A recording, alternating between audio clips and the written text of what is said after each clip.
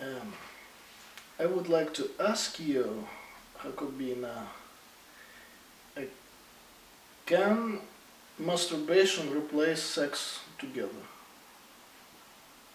What do you mean? That's live alone. I think masturbation is just part of sex itself. I don't think, because it's, for me, it's equivalent of saying like, do you think that breakfast could replace dinner? Because like, I don't know, I need both of them, during my day life. So I think masturbation is a very important practice that we all should be practicing in our daily life, because it's the way that we understand our body. We understand how it works, what it likes, what it doesn't like, and we can improve our sexual relations by knowing our body. Because every time that you are with someone else, it's a different body with a different history of traumas sometimes, of some things that they like, some things that they don't like, and you don't know, and you are blindly there trying to figure it out, all that in the next half an hour. And I think that's why sometimes we feel afraid of having like the first sex intercourse with a person. It's always frightening. It's always like messy and complicated because we don't understand how it works. But if we know our own body and we understand what it likes, what it doesn't like, where, how, when, that will improve a lot the intercourse with the other person. And if we can share this and if we can communicate this information, it will be very beneficial for both parties, not just one. So I wouldn't say that masturbation could replace being with someone else, but masturbation is an amazing practice as well. Like it's something that we should do, we should know how to do, and talk just about it. And having those practices, like masturbation practices, with the significant other, for example, to understand what's going on with the body of the other. So I think it's just an extension. You had a lot of sexual intercourses with mostly with men, yeah? I'll say mostly, yes. I consider myself a bisexual woman, but I'll say 90% of those experiences have been with men. 90%. And from different cultures, yes. with a different cultural background. Yeah, who is more sexual? What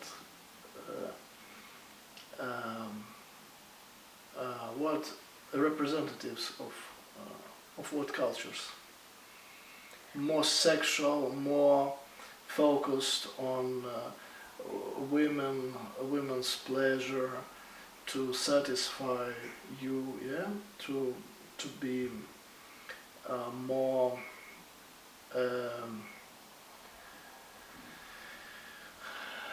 to be more nice, maybe, yeah.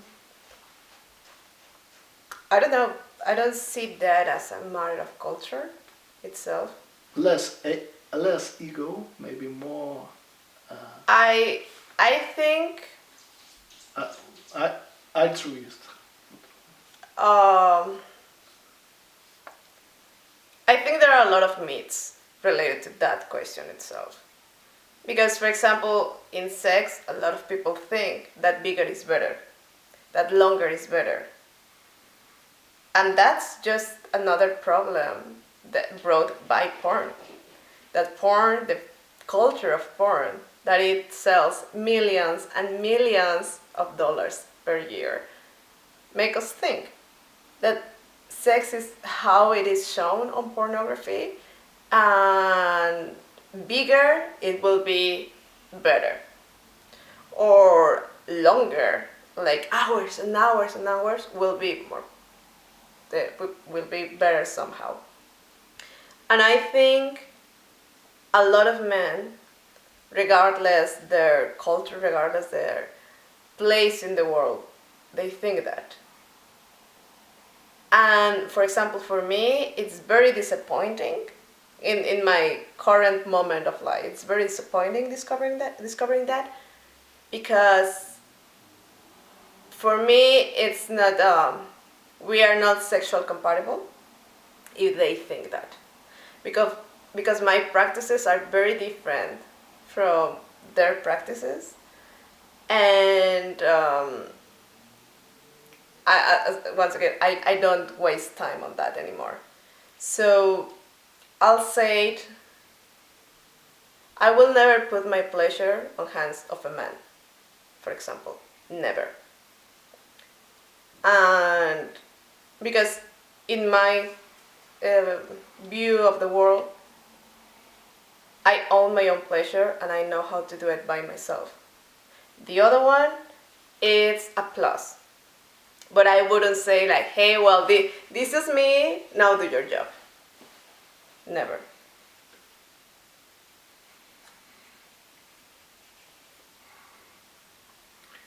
So you enjoy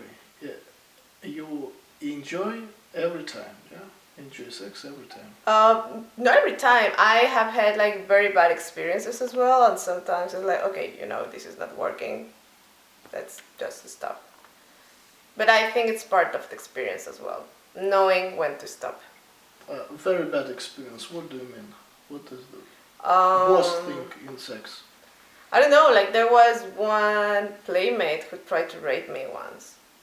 He put some drugs in my drink, and he tried to rape me. When But before that, it was not your wish, yeah.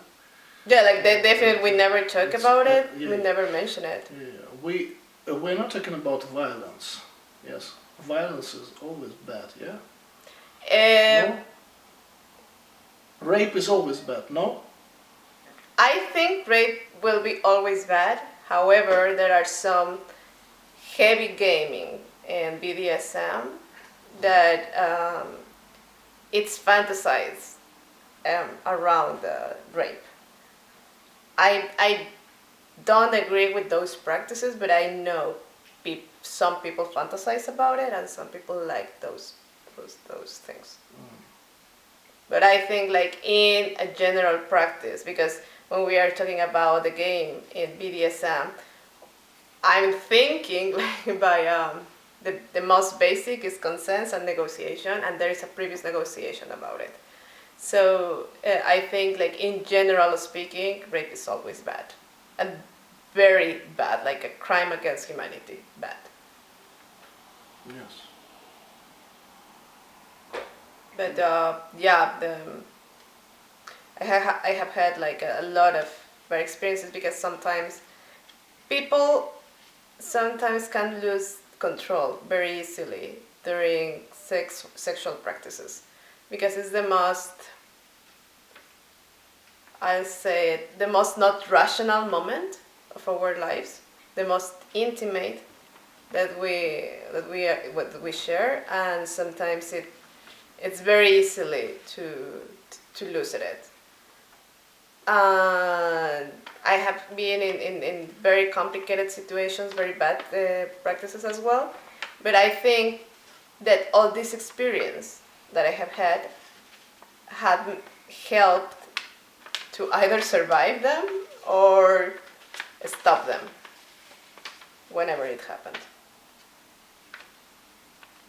Could you stop them? I'm very good to stopping people. Like, you cannot be a professional dominatrix without knowing how to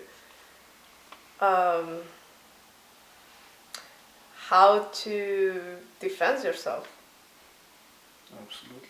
Because otherwise you are dealing with someone that you don't know, that him or she might look like a very nice person, but at the end you don't know.